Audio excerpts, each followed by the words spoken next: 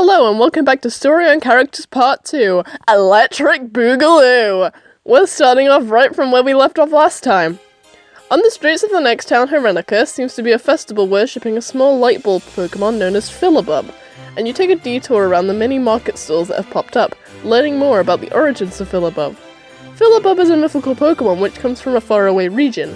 The people in Herenica believed the light returning to Askos long ago was the doing of Philibub and their gym leader, who was part of Trent's rebellion group. Curious about the authenticity of these rumors, you head towards the gym, which is a haunted house. After making your way through the gym puzzle, you battle the gym leader Salem, who on her team has a Sharrow, a Gengar, and the rumoured Philibub. Afterwards, she gives you her gym badge, the Wisp badge, a Ghostinium Z, and the information you asked for.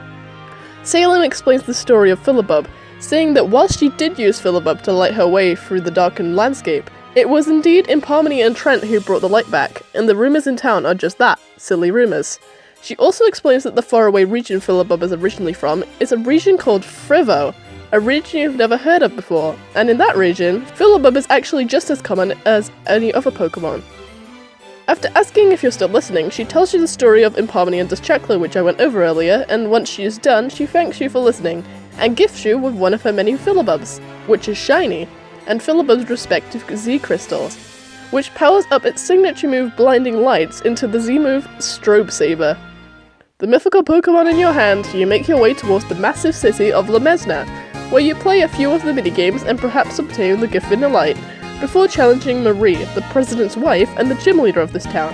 On her team, she has a Vespiquen, a Solragon, a Mothim, and a Bumbleon. Afterwards, she gives you the 6th gym badge, the Cicada badge, and a Ghostinium Z. On your way to the 7th gym, you're stopped in Moldobza town, where a group of Team Dusk grunts are aggravating a Rhydon.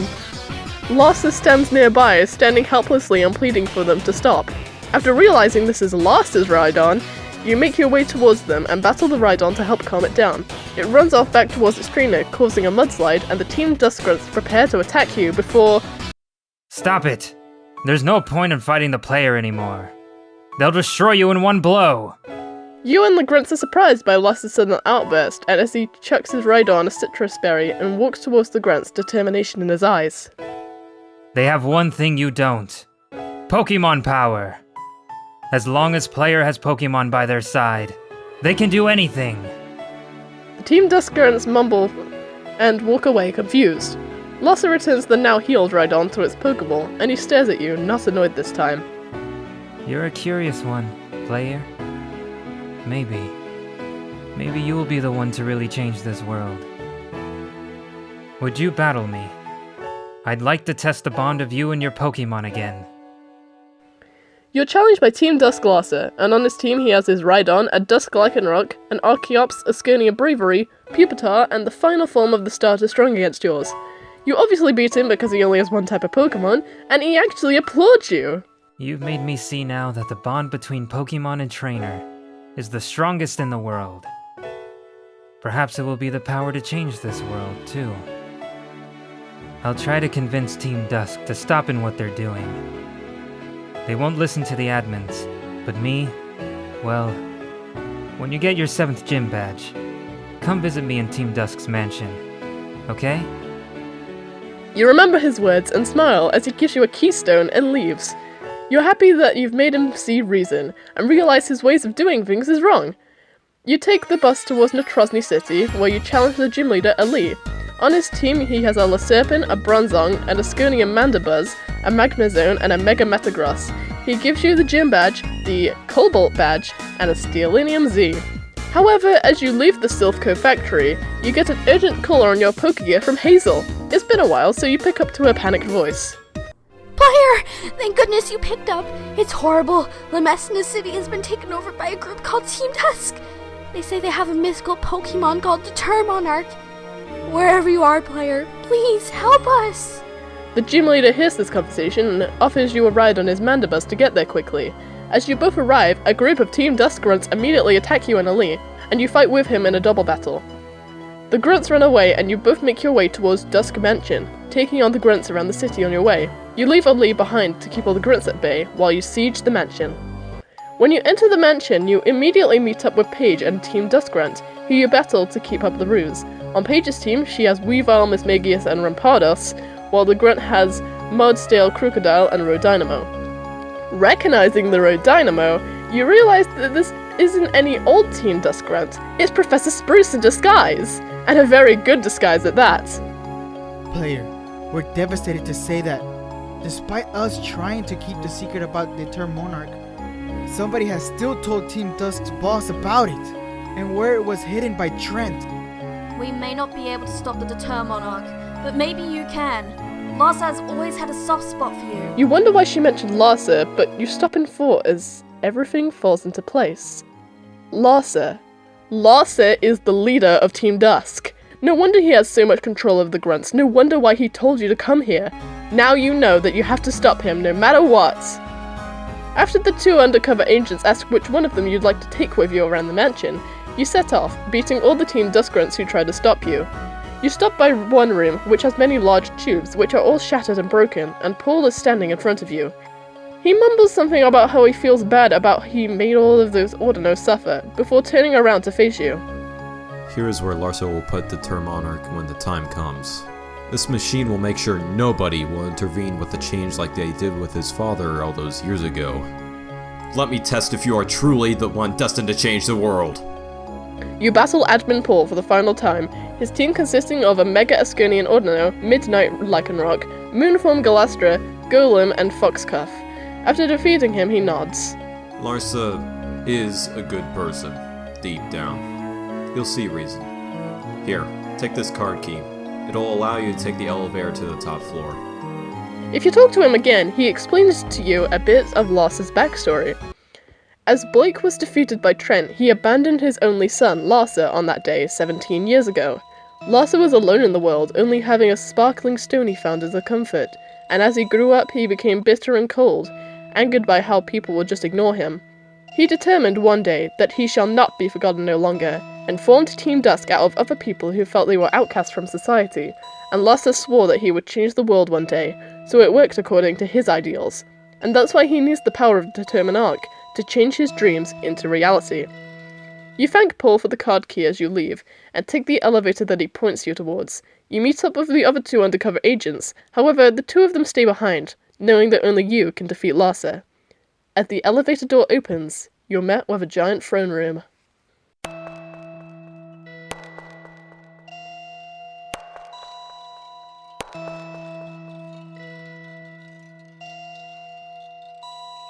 Player, so you came. I think I won't need Paul's machine to achieve my goals. I was stupid to think that Pokémon power was the answer. The only Pokémon power I need is the power to change reality itself.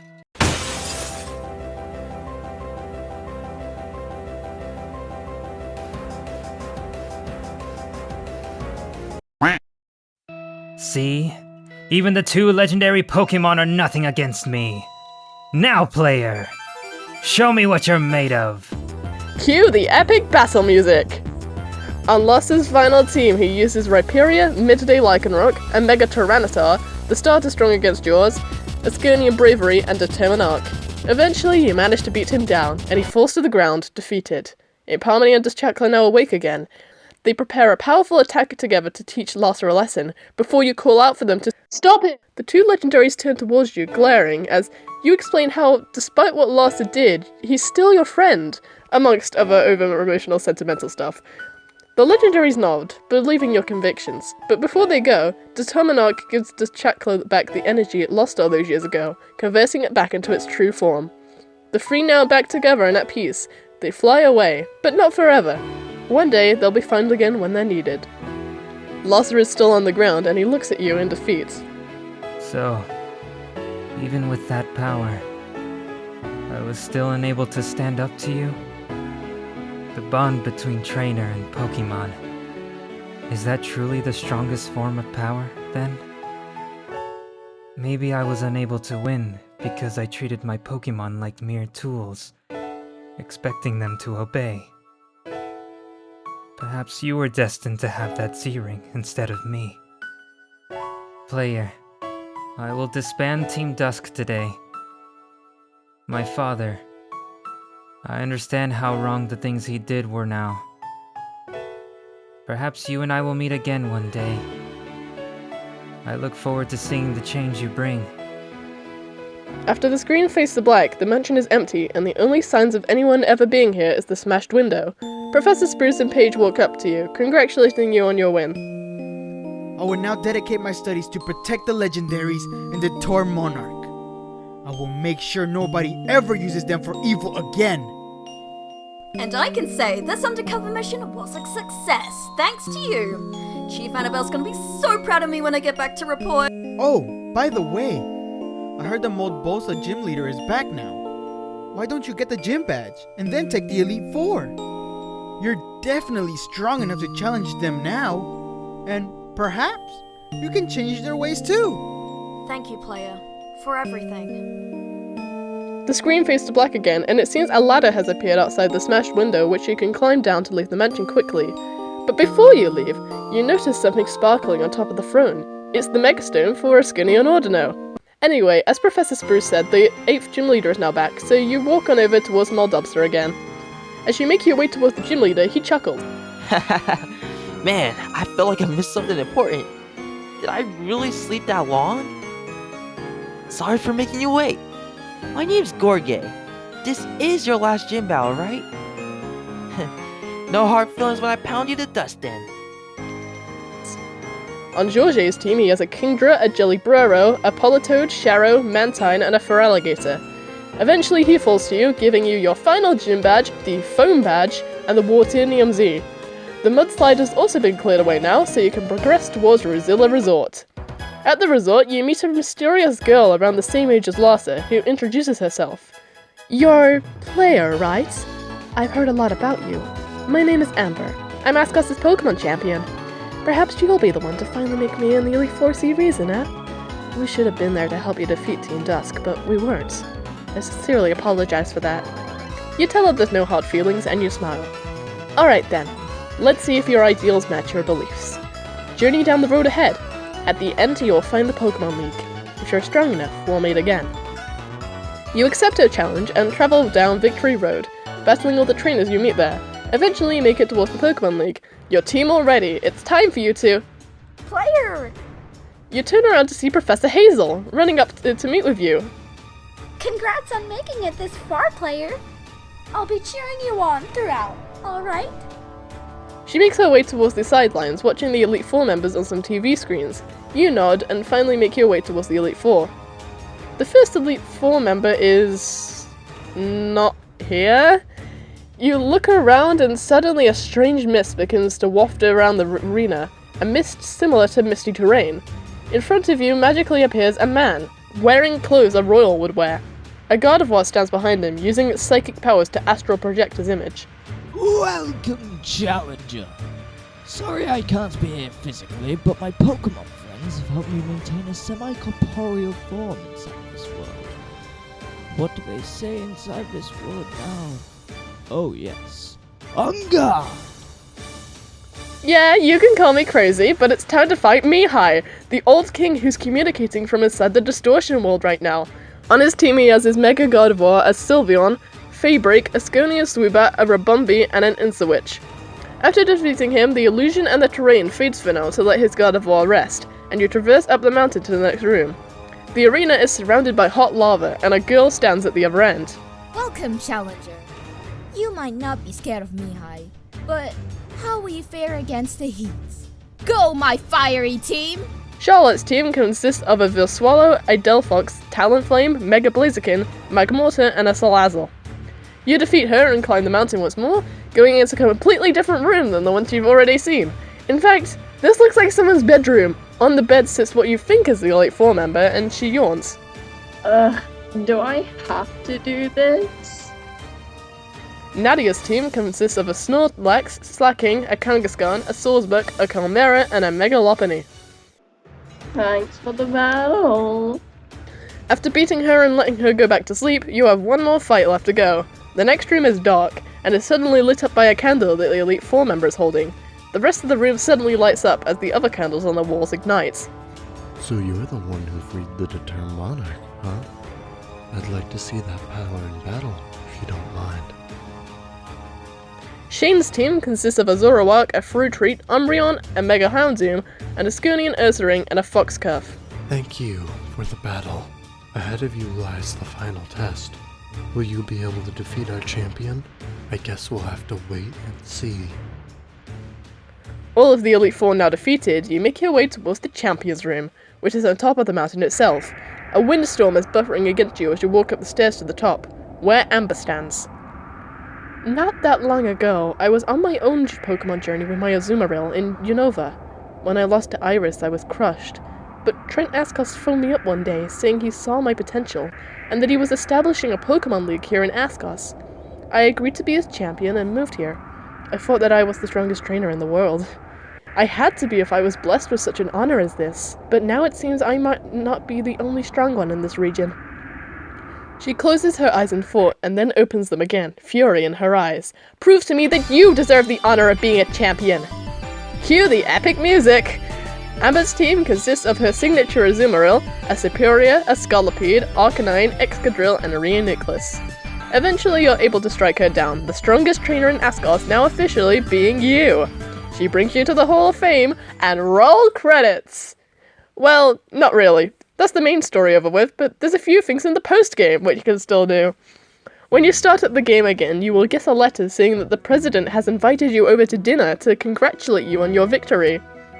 But before heading off there, Hazel has a present for you in commemoration of defeating the champion. It's a choice of the 3 Alola starters, Rowlet, Popplio, and Litten, just for you. As you travel back to Messner, you're met with a somewhat familiar face, the president, Trent Askos. You're kind of intimidated by him, as he looms over you. G'day, player! Congratulations on becoming a new champion of Askos. I'm sure you'll be an inspiration for years to come. How has my daughter been? Oh. Well, that wasn't expected, was it?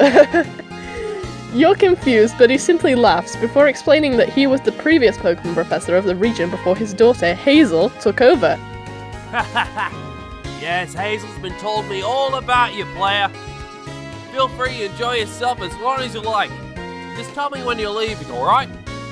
After exploring the giant building, finding many rare items along the way, you make your way back towards the main room, where Trent walks up to you. Here, player. I think you'd be the best person in possession over this now. I'd rather keep the golden bell, as a part of me as a closer friend of mine. He gives you a silver bell and waves you goodbye. The bell rings suddenly and glows with a silver aura, and starts to point you back towards Team Dusk's abandoned mansion. After making your way through the now ravaged mansion, you reach the top floor once more. Surprisingly, Larsa is sitting on his throne. He stands up to greet you again. Oh, player. Sorry, I wasn't really expecting anyone. What are you doing back here so soon? So the silver bell brought you here. Perhaps it's not a coincidence that we're both here then. I'd actually like to apologize to the legendaries and Determinarch, as I wasn't able to last time. As happy as you are to see each other again, the silver bell suddenly floats up into the air and rings loudly. In a flash of light, Dusk in its true form flies into the room through the broken window. It glares at Larsa as he makes his way towards it. Doshakla, please listen to me. I'm truly sorry for what I did to your friend Determinarch. I should have never used him. And I'm sorry that my father was such a horrible person.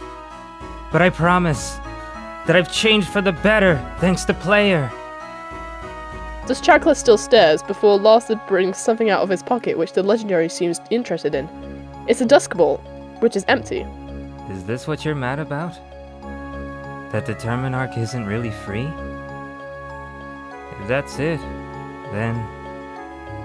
He throws the Dusk Ball onto the ground hard, shattering it into a million pieces. Dusk smiles at him and turns towards you, looking at the bell now in your hands, and just like that, you're dragged into a battle.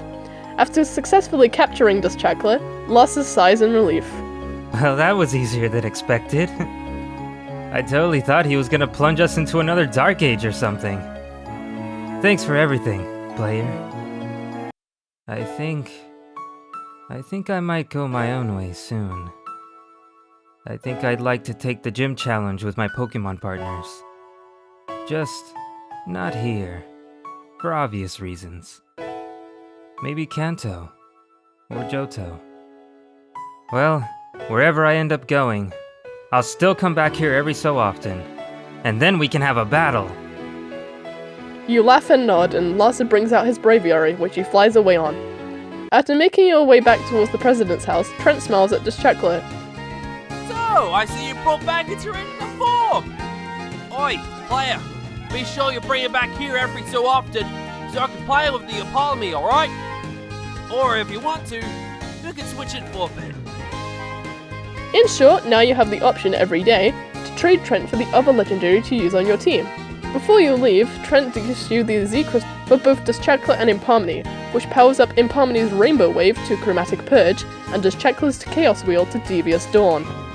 After you're completed the postgame, you can travel back home, where you meet your mom. Player! Welcome back home! You're the strongest trainer in the region now, right? I'd like to see how much you've grown. So is it alright if we battle again, one more time? You're taken aback by the sudden challenge, but you oblige, starting your final Pokemon battle, once again, with your mom. On her team she has Lopunny, Magoliv, Golduck, Mashana, and Mega Medicham, and a Pokemon you've never seen before. After battling it a little, you're able to figure out that it's a fairy type, but your mom explains afterwards that its name is Tohowal. Anyway, after defeating her and this strange Pokemon, she gifts you an Unknown with the special move Hieroglyphic. Hieroglyphic is Unknown's signature move in Askos. It's similar to Baton Pass, where you switch to another Pokemon on your team. However, when you switch to your next Pokemon, Hieroglyphic will raise all of that Pokemon stats by 1. Alright, that's about it for the postgame, and for the series itself actually. But there's still one last thing I want to do before finishing off. So I'll see you all then!